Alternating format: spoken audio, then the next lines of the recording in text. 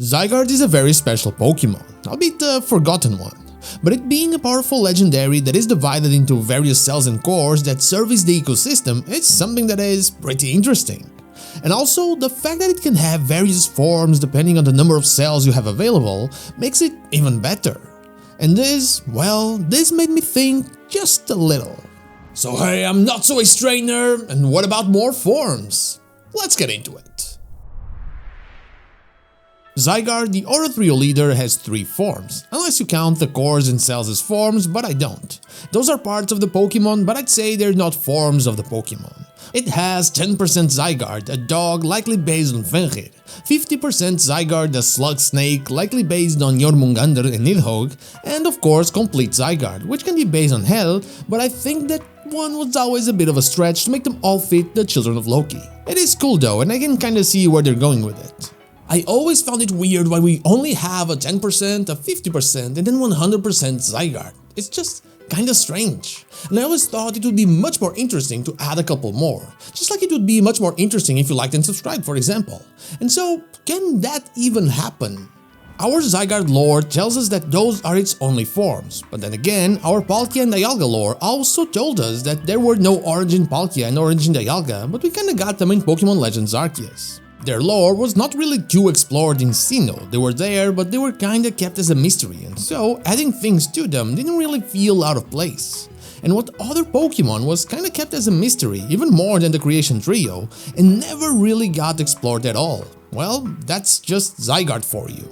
So, I am mid-key expecting this Pokémon to get a few new forms in Pokémon Legends Z-A, and I could see them very easily turn into our right Pokémon for the game. While Pokémon Legends Arceus had us using different right Pokémon, Pokémon Scarlet and Pokémon Violet kinda showed us that one is enough and they didn't go very hard on form changing there. First we have to think about what rides would we need in this game.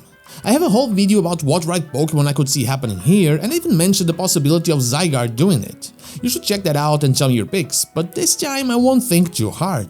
I will simply go for the ones we had in Legends Arceus and assume that those are likely to repeat in Z-A.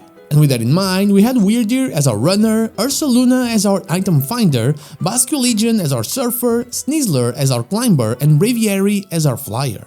5 right Pokémon, just like we have 5 different Zygarde cores. And we don't really have 5 plazas, but if we assume that Centrical Plaza is going to be where the final showdown happens, we have 5 plazas surrounding that place, which can end up being very important. I speculate that they will be where you battle the quote-unquote nobles of this game. I've said this before, so if you're a usual viewer, that is not news for you. But in each of those plazas, I think we will get 1 Zygarde core. And every time we get 1 Zygarde core, we will be getting 1 new Zygarde form and thus 1 new Zygarde ride ability. I could see that Zygarde 10% being our runner, but since it is a dog or wolf since it is based on Fenrir, I could also see it simply being our item finder. Ursaluna doesn't just find items, it also boosts our speed a little, so it would fit the role.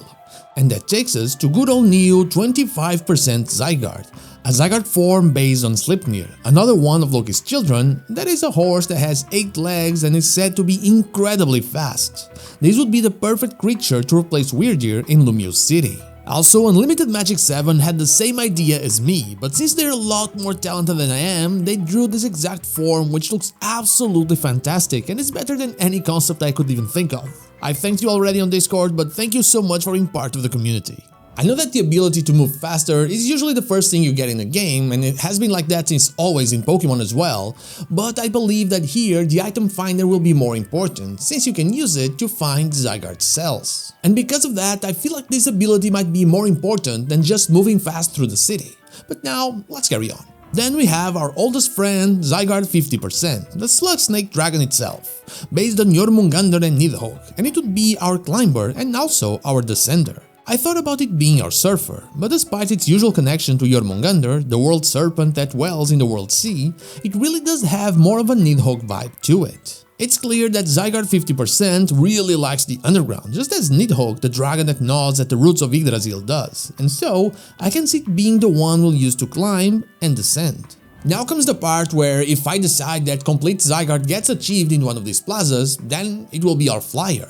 But if I don't believe that, and I kinda won't for the sake of the video, we kinda still need 2 more forms. First, I'd go with a 75% form that takes care of surfing.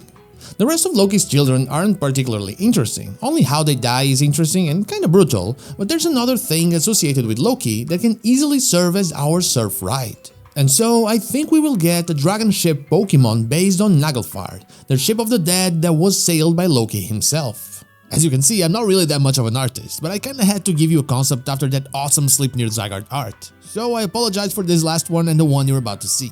And finally, 90% Zygarde should be our flyer, with Loki's lore making me simply go with some kind of falcon. Maybe something incredibly over the top with bird of prey details, but also the classic dragon ones. After all, 90% should at least look very powerful considering how close it is to achieve its final form. This would connect to Loki's lore due to it taking a falcon form in the story of Thiazi, where it turns into one to help recover Idun. It could also be a two-headed giant raven based on Hugin and Munin, which are Odin's ravens that fly across the world for information. Now, if there's another villain Pokemon that is not Zygarde, I can totally see 100% form taking this role and thus not having a 90% one. Overall, I think this would help tremendously with the development of Zygarde, considering we would have to spend the whole game with it basically, having it by our side and seeing its lore being uncovered after so many years, by not only a box of text, but also our direct actions. Maybe Zygarde needs some convincing in order to help humans and not destroy us all due to the redevelopment plan going on in Lumiose City. And so, by testing our strength and other skills, every single core, which are said to have independent feelings, could one by one come to our side, not only helping our cause, but helping us move through our adventure in Lumiose City. And that is all I have for you today. Zygarde should absolutely get new forms and they will be perfect for our right Pokemon in this game. But what about you? Would you like to see that? Let me know in the comments down below. And now, like the video if you like it, dislike if you don't, and don't forget to subscribe to the channel for more Pokemon content and also ring the bell so you know when the next video is out. You can also become a channel member or check out my merch in order to further support the channel. I'd be forever thankful for that. You can follow me on social media or check out one of my streams here and on Twitch. All the links are in the description. Thank you so much for watching, and I'll see you all on the next one.